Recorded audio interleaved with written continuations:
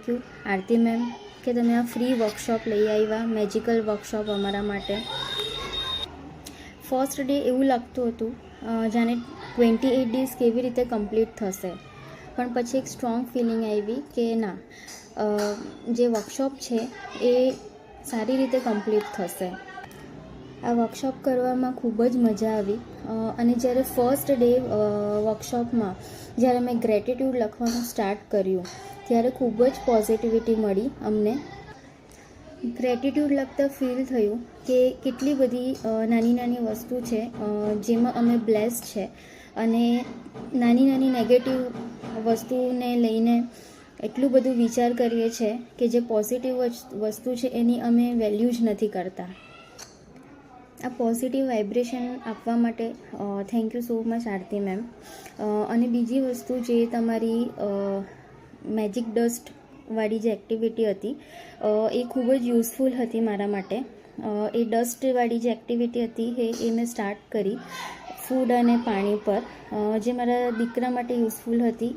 એ ખૂબ જ રીતે એણે જમવાનું જે છે એણે સ્ટાર્ટ કર્યું છે. અને બીજું કે જે મેનિફેસ્ટેશન ટેકનિક હતી એ બી ખૂબ જ સરસ હતી.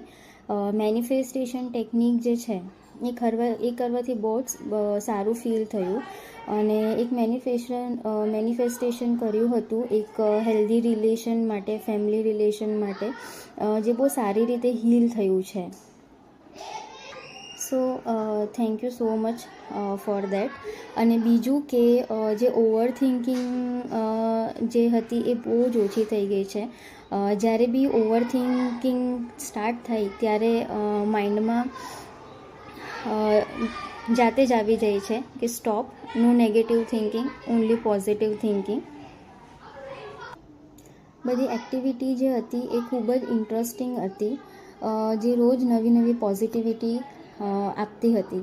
અને જે એક વોકિંગ કરવાની જે એક્ટિવિટી હતી, યુનિવર્સને ગ્રેટિટ્યૂડ આપવાની, એ કરતા ટાઈમે પણ અંદરથી બહુ જ હેપીનેસ ફીલ થતું હતું. So thank you so much for these workshop.